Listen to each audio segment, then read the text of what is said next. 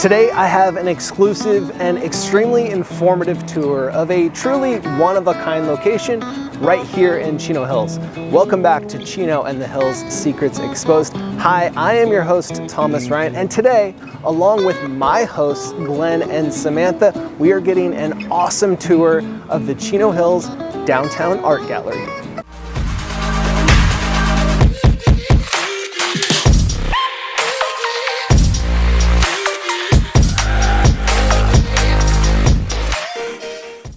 Before we get into the art gallery itself, let's get into a little backstory on its conception.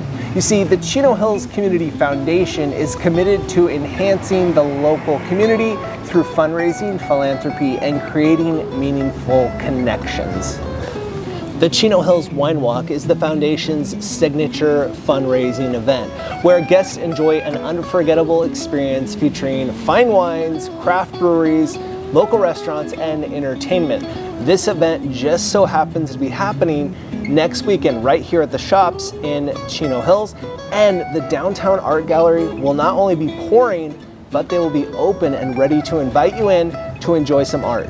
Proceeds from this very popular event directly support community projects focused on education, recreation, arts, and culture. That brings us to the focus of today's video. In collaboration with the shops at Chino Hills, the foundation has established the Downtown Art Gallery, where local artists have the opportunity to display and sell their work. The gallery is managed by Chino Hills Arts, or CHARTS for short. CHARTS is dedicated to promoting cultural enrichment in Chino Hills through events, workshops, and community programs. Led by a team of talented local artists specializing in fields such as fine arts, music, theater, and creative writing, CHARTS has successfully hosted author talks, theater productions, art shows, and concerts for the community. The gallery is open to visitors on Wednesday from 5 p.m. to 7 p.m. and on Friday from 6 p.m. to 8 p.m. And from what I hear, they're going to start offering hours on Saturday as well. Okay, now that you have all of the backstory and all of the information on when you can get into the gallery, let's go check out a tour. Come on, let's go. Okay, this is King Red. This is an interactive robot that we have at the gallery that people greatly enjoy. So what we do is we hand this silver ball to you. So you're going to take this ball, you're going to roll that in your hands and get your aura on it. Give it good energy. Yeah, good there energy. you go. So the legend of King Red is that in the ancient forest, at one time, if you came across King Red in the forest, if he had the ability to foresee your future. So what would happen is, you'd see King Red and he would tell you your future. So what you're going to do now, you put your aura on the ball, is you're going to drop it up through here where his hand is. It's going to go all the way through King Red out the bottom. So how this works is if it goes through in 3 seconds, you're going to have prosperity and good health. If it goes through in 4 seconds, you're going to have happiness and joy. And if it goes through in 5 seconds, King Red will bless you to do it again. Okay, so you're going to drop it here, and then I'll time it for you. So you tell me when you're ready. 3, 2, 1, go. There you go. You're blessed with prosperity and good health. Wow, Congratulations. you got 3 seconds. There you go. 3 seconds, that's the best score you think you can get. So we'll go this way to start. This is the first section of the gallery. This is where we had our big quilt show. You can see some of the quilts are still up now. There's 64 artists involved. There's how many now? 72. 72. See, it's grown just since you've been here. 72. So these are some of the quilts. There's more quilts in the new performance stage that we'll show you at the end of your tour. Those are all handmade by artists in the community. All of these artists are local artists. You can see this one again, 9 feet high, 8 feet wide. They're unbelievable quilts. So we have a number of bronzes that are loaned to us from one of the community members who's a volunteer loans us these two. And these are from the 1970s. They are quite collectible, and they're all Western themed. This one is another major painting by David Moir. This was up in LA. Very, very expensive painting, and just from the pure size of it. He's very, very well known in China. You'll see more of his works as we go. We have a connection to a lot of the Chinese artists, Xu An Wang, who is our major artist here. She's internationally famous. Her paintings really sell for tens of thousands of dollars. And she's shown in Paris, in London. So here, this is a kids' art show. We're running through November. Kids ranging from the ages of 4 to 14. They have, some of these are Anne Wang students from her church. A lot of them are just individual local artists. But you can see, just if you take a look at some of these, this is painted by a 12-year-old. I mean, it's just absolutely unbelievable quality. These people are, all these kids, and they're all kids. The oldest is 14, are just unbelievable. Some of these are as young as 4 years old. So we have a couple of these that are actually 4 years old. Yeah, just amazing work. So, and nothing excites a child more than having one of their pictures up on the wall. And we find that's the same thing for artists. When you get an piece of your artwork on the wall, they'll come back with 2 or 3 other paintings. Yeah. And that's just getting them on the wall.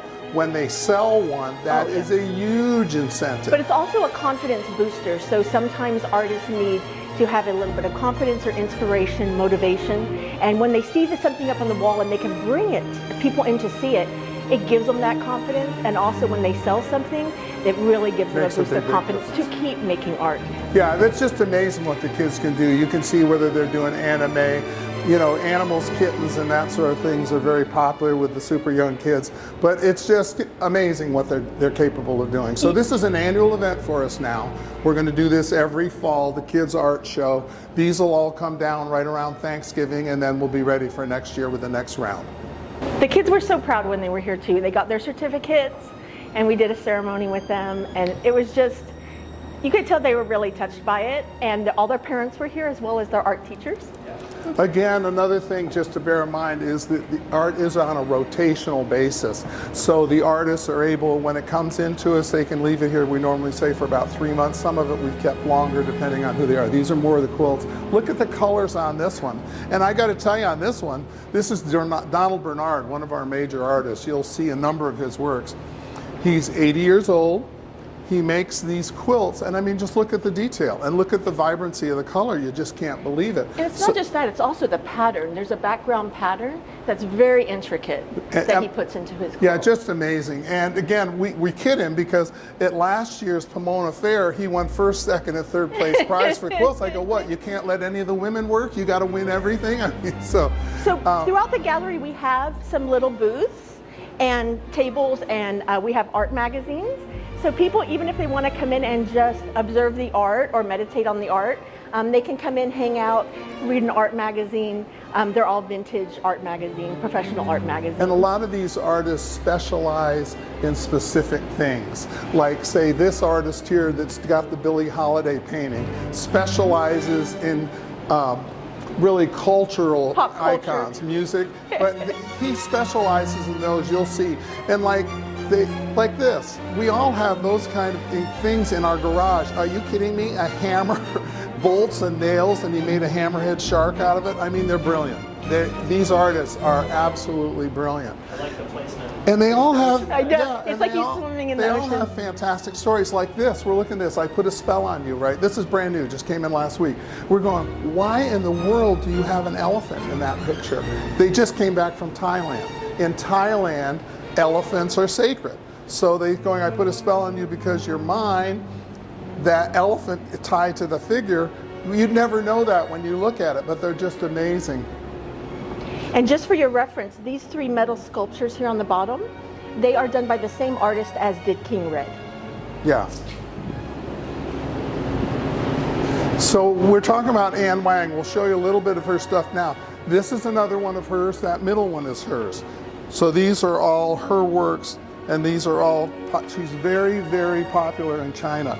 So the thing to bear in mind with her, she's one of our most successful artists, and because of that, she's been able to bring in a lot of artists to us that are in that Chinese community. Because as you know, there's different communities in Chino Hills, and just the cross-pollination, and that's the great thing about the art gallery.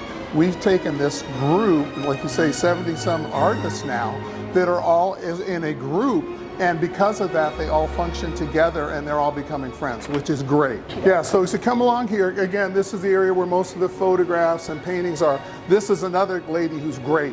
You can see like the little touches of where they've cut out the mat to have the paw come through. These are watercolors. You look at this close, you can see a little pencil drawing, and then she does these on watercolors. Unbelievably, this is Cammie Howard. Some of these ladies that are involved that provide art to us are art teachers in the Chino Valley. First, this is the picture from our children's art ceremony, our kids' art ceremony, I should say. So that was the end of last month. And I wanted to point out something interesting here. And a couple things are, you can see that some artists like to sell their art or have their art for sale, and some just want to display. So these by Cammie Howard are her private collection, and she just would like to sell. This one is Fawn Witten, and this one is Adrian Brooks. They both have decided to sell. So art can also be purchased at the art gallery. As you go around, if you see a price tag on a label, that means it's for sale. And if it says private collection, then it's not for sale. But you could always try to make an offer. We have artists here that are from the Mediterranean, from Europe, everywhere. This artist in particular is very interesting. His name is Leon Go. He grew up in Indonesia, right? Didn't pick up a paintbrush and learn to paint, never took a lesson until he was 65 years old. He painted 7 paintings that only his family saw. His wife was driving by the gallery, called me on the phone and said, will you meet with Leon about his paintings? I said, absolutely. He brought this in. I said, absolutely, want it. So the great thing about this, it's a Civil War, right? Now, if you or I painted a painting about the Civil War, it would have a Confederate and American flag. He didn't see it that way. He saw the Civil War as the reunification of America. There was no North and South. So his first painting had 2 American flags. 2.5 years later, his son got to him and said, Dad, if you're painting another one of your Civil War series, you got to have a Confederate flag. So the second one has a Confederate flag. Fast forward 7 years, he moves from Indonesia to California, paints this. Same artist, never had a painting lesson in his life, Leon Go, right? This is another Anne Wang. This is a study that she did when she was in college. Are you kidding me? That's painted after a very famous painting of Malay. That's a very famous painting. That's her copy of it for practice. I'm going, are you kidding? That's her practice piece. That's her warm-up piece. Again, that's another one that's not for sale. This is a lady from the church that I go to that likes to do biblical work. We have 3 of her works, and they normally have Bible verses, and just fantastic. They're really, I mean, they're all great. So this is actually Waiting on the Return of the Lord, which you can kind of see in the, over here is the Provider, and that's also one of Lizette's, based on a different, based on a psalm. This little girl here painted this when she was 8 years old, came to us when we first opened. She's 12 now, and she comes in, and so like now she's an experienced painter, you know. So this is a beadwork paint, needlepoint that's done, original design. The only reason I have this is because it's my sister. She's in Buffalo, so she let me borrow. Dr. Heather Anderson. Yeah, so original design. But I mean, you look at it close. Look at the work that's involved. It takes half a year to do this, but I mean, each of that are individual needlepoint stitches. And also, I thought it was from a design, but it's not. It's not original design. Original. Yeah. She has another big one she's doing now that's beautiful. So this is one of our artists, Andre Thomas. He goes to church with Glenn. This is a picture of them. He has 2 more paintings here. Well, actually, 1 more because he sold one. He brought this in, and this is Louis Armstrong, right, the famous musician, in 1949 as King Zulu at the Mardi Gras parade. Now, when he brought this in, we said, this looks a little like blackface. And this might be a little controversial, and we're not sure what we can do with this. But he explained that it's not, that it's this whole group of people. It's a cultural thing, yeah. Yeah, and they, and it says right here, the black leaders of iconic Mardi Gras parade want you to know their black makeup is not blackface. And this is actually Louis in 1949 as King Zulu. So he was the king in the Zulu parade, in the Mardi Gras parade. And so I just put a little explanation here and then the of actually what it above. is, because it's actually something very culturally ingrained in the New Orleans, the Creole, and the Mardi Gras culture, and they want people to know that it's not something bad, that it's something that's they're part of their heritage, and that like so. This is we put a little explanation here. And that's Andre on the top. That's the artist on that top section. He's the one who did it. So I showed you the Civil War and I showed you the other one, right? So fast forward now 6 months ago, he brings this into it. Same artist, never had a lesson in his life, Leon Go. It's like a Thomas Kincaid. It's all that pointillism, but you can see the way the light comes down through the morning mist in the trees. Unbelievable work, never had a lesson, right? This lady is great too. It's another friend of the gallery. She works with us a lot. So, you know, it's San Francisco Bridge, obviously. So to get these cables, she put red paint in a dish, used a pizza roller cutter, and rolled it like that. And you tell the other artists that, and they went, that's brilliant. This is Sidney Fayorsi, and he's actually a Ghanaian artist. He does these sculptures, and he does a wood painting and some very beautiful embroidery. So we just got these in a couple weeks ago, and they've been real statement pieces, and they've been catching a lot of people's eyes. So the thing is to see people come in, and it's amazing how some paintings connect with somebody, and like they'll walk by 10 that are great, but one will speak to them. Sure. And usually that one that speaks to them is the one that they end up wanting to buy. I had a caterer come in. We had a 1-year anniversary event on August 22nd, and we had the caterer come in, and she was just in for the tour, and she went by a painting back here, one of the Soul series, and she focused on it, and she says, I want to buy that one right now. So this lady was an artist in the 1940s. She made this chess set. She died 15 years before the family found it. It was in a bag in her garage when they were cleaning out her house. So what happened was, when they found the bag, he brought it into us to kind of celebrate his aunt, and a number of the heads were busted off, so we repaired the heads, brought it in here. So the thing is, what he did, if you look at it, Charlie Chaplin, Mae West, the Marx Brothers, W.C. Fields, Laurel and Hardy. These are all the Keystone Cops. Original art, pieces of art. She made the thing. No one in her family even knew she did art. And they found it in her garage. It's like amazing. So this is obviously a work that's not for sale. It's just in memory of her. So this was actually our 1-year anniversary on August 22nd. It was in the Chino Champion newspaper. So what I did was when we came in, all the visitors who came in, they made these little paintings. I gave them a little gift bag and they made paintings. And so what we're now going to do is we're going to make this a collage with the different artist paintings, and we're going to hang it up for our 1-year anniversary. So this one is really special. We're going to feature her in the show too. This is Karen Harding. So she does a whole series of paintings, of which she's got 30 of these paintings, which she calls her soul series. So what this is about, when you die, your soul goes looking for your children, your spouse, your ancestors, your first lover, whatever. So she's got 30 hand-painted paintings of that. This is another one as well. She's been really not our most successful financially, but she's sold more works than anybody. She sold 5 paintings. Yeah. She sold a lot. So when you look at them, they're just beautifully done. I mean, like this one's another one that was you saw in the article for the paper. She's just great. So we've sold a couple of her big ones, a number of these small ones. This is like another artist, one of the artists. This is the husband of one of the other artists that you saw on the wall. I mean, and that weighs a ton.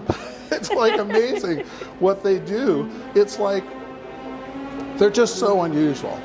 This is Fred Lee, and he does artwork for us, but each one is actually, there's something hidden in there. And if you stand really close, you can't tell, but if you back up, I'm not sure if you see anything in the painting. What do you think? First I saw a horse. Okay. Now, what do these look like to you? Piano keys?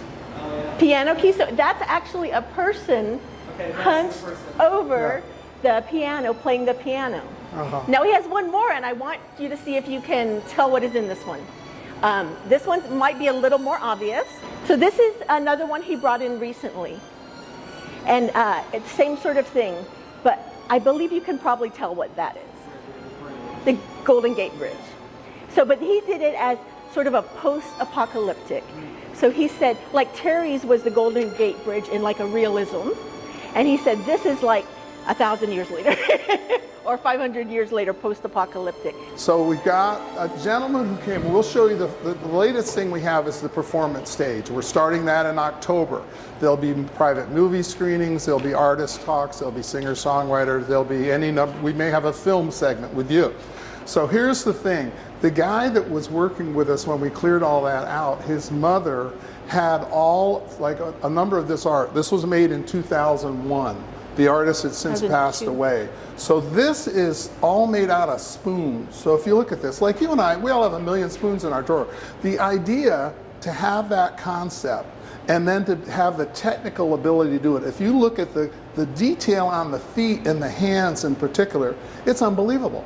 It's absolutely unbelievable. So again, this is a work that is for sale. This is one that it's like $7,000, but it's a one of a kind. You are never going to see another piece like this. These at each end, when we're talking about the importance of Anne Wang to the gallery, she's been instrumental to us. These are from a Tibetan monastery. They're 400 years old. If you look at the edge, it's on linen. They're very delicate. On cotton, yeah. So we couldn't hang them like a traditional manner. So they had to be mounted flat and then pressed with plexiglass again and bolted on. So there's 3 of these, 2 at each end, and then this one here. They're just unbelievable. And you would never see them outside of Tibet. Anne's got a very elaborate story for me about how she traded her artwork to get them. I don't know about you. Like bargaining in Tibet. Yeah, but I'm not sure, but I don't think most monasteries are selling their 400-year-old tapestry, so we're not going there with her. But this is unbelievable too. I don't know if you ever watched Game of Thrones. This 800 years old from the Jing Dynasty. This, okay, we can appreciate that. So if you ever work with wood, you know each of these have to be soaked and bent to fit into that. Look at this thing. It's like Game of Thrones on steroids. And you look at it and you go, you've got to be kidding me.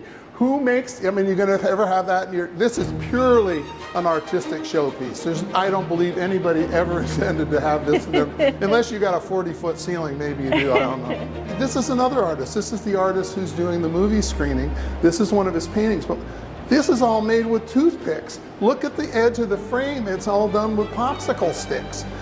So the highlight of this is all suede on the side. It's unbelievable. It's unbelievable what these people, their artistic vision that they have. This is another very old one from China that we have from the original Immortals collection. This is actually the monk who did this piece. From a Tibetan monastery. This is about the piece, sort of an explanation. It is untitled though, but this is the actual monk who created that piece. Yeah, this gentleman, these 4, we've got a series of these. These guys are great. They're famous in their own right. They have their own books. A lot of these books are all in Chinese because they're much more famous in China than they are here. That's the great thing for us, for the community. We're displaying things for the community that they would never see anywhere. But the beautiful thing is that even though there's so much diversity, all of these artists are local. Oh, local, yeah. In the Southern California area. So to have your art in here, you have to either be the artist is local or you're the owner of the artwork, and you are local. This was a mural done by Sharon Stewie for us for the gallery when we first opened. You can see there the Hawks in Chino Hills, the old stagecoach coming through the Pony Express when it came through Chino Hills. It's just amazing what they're capable of doing. So these are all black and white photographs. The guy who won the 3 awards for the quilts, this is his photography. He worked for UCLA in the 1980s, took all the pictures of their dance classes and their movement classes and Skid Row, etc. This is Donald Bernard, and his bio is actually up here. In 1984, the Olympics were in Southern California, or in Los Angeles. And he went as a photographer with his big 1984 camera, big flash, and he went into the Coliseum, he went into USC, to the different places where they were performing, and they said, you can't use a flash in here. He said, but I'm a photographer. And they said, we don't care. So what he did was he took all these series of pictures. They're the gymnasts, the performers, the athletes, and he did it on a very, how do I say it right? Long exposure. Right. So he did this in 1984 at the 1984 Olympics in Los Angeles. Now the thing is, the Olympics are coming back to Los Angeles, yes? So if he's in good enough health, his plan is to go back in 2028 and recapture the Yeah, images. and he'll be one of the ones that'll be doing the artist workshop talks in the back. That's Donald, and that's his bio if you want that in there as well. So yes, a very long exposure he used, and then I asked him, well, look how it turned out. I think the photographs have so much movement, even though they're stills, and he said yes, it was a happy accident. This is the gallery we've had it in place for about 1.5 years, right? Constantly changing. Sam will tell you, every week there's like 2 artists at least that bring in a couple of new paintings or drawings or whatever, which is great for us. We want that. So the new thing that we have, and we'll give you one of the flyers. Did you give him one of the? I have them right here. So it tells you the schedule. So we've got some singer-songwriters, some artist workshops. We've got the movie opening that we've got. You'll see that. But here's what. So we've just designed all this. So what happens here is this is a series of quilts. So we've made this very intimate, right? So there'll be 40 or 50 seats here. There'll be the performance stages up here. Let me get this off here so you can get this if you want. So the performance stage is up here. So how this will work, the lecturer, or if they're showing their artwork or singer-songwriter, whatever, they'll be performing here. We'll have 40 seats here. And again, it's going to be a general donation, so they're going to pay $10 to come in the front. Then we have all the quilts. So why do we have the quilts up in here? One, because we're going to have a crowd in here to look at them, and also they absorb a lot of sound. So because it makes it sound a lot better. And the art that's in here is sort of an extension of the art gallery. These pieces are also, many of them are for sale. So people can come in and view the art in here. And also very, purchase. very good. I mean, this lady from the Mediterranean, is just a phenomenal artist. Those 4 are hers and 2 other ones. Come over and take a picture of that for a second, and let me show you what happens. How does your camera do in low light? So, okay. This is under regular lights, right? We're all looking at it. So when we're doing the concerts and the shows, we have the lights on the top, right? That will come. So you got that? So now look what happens when Sam hits the light. All of this, the hieroglyphic background, pops out. So you don't see that at all in regular light. But the minute you hit the lights, plus it gives a blue tint to her eyes, right? So the funny thing, on this side, it looks like this. If you go over 2 rows over and take it from that side, it looks different. It's a different image there, so you can see it. This, again, is also Donald Bernard that does the quilts and the photographs. So see how different it looks from that side? It's amazing. So, you know, I'm giving Donald the benefit of the doubt. If he tells me he planned it that way, I'll go with him. I don't know, because when we put it in and turned on the fluorescence, we couldn't believe it. I went, oh my God, this is all unbelievable. It's like a hidden secret. Wow, that was truly an awesome tour led by some very dedicated and knowledgeable people. Thank you, Glen Anderson and Samantha James Perez. I appreciate that very much, not only for giving us this amazing tour, but for your time and efforts to this cause. I'm sure it is appreciated across the community. Thanks so much for joining us for another episode of Chino and the Hills Secrets Exposed. I truly hope that you enjoyed this episode, and if you did, please be sure to hit that like button below and consider subscribing to the Thomas Ryan Real Estate YouTube channel, or by following me on Instagram. Just search at Thomas Ryan Real Estate. And one last thing, if you can think of a secret that I should expose in Chino or Chino Hills, please be sure to let me know in the comments below. All right, until next time, keep making art and have a great day. Bye.